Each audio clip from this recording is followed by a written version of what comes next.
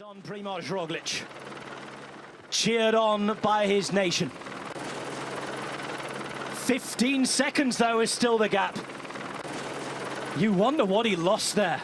And is there enough left in the tank in the final 600 meters to take it to the man who is looking to send Wales crazy?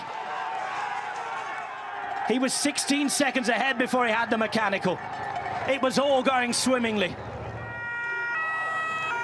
Roglic right now is at least on his way to a stage win. Look at that time flash up.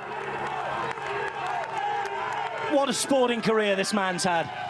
It was here at Monte Lussari and down the road in Tarvisio that he competed in the Junior World Ski Jumping Championship.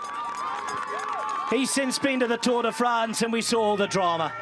He's since won the Welter 3 times. He's an Olympic champion and he's riding with every last little watt to try and grab the pink jersey off the back of Roglič Thomas. 16 seconds ahead at the time check before he had the mechanical. Flies down this roller coaster of a ramp and now it's uphill to ride for every single second. Primož Roglič to the finish line and then start the clock. Roglic is going to take the stage win on stage 20 at the Giro, but will it be enough to take the Maglia Rosa? Start the clock.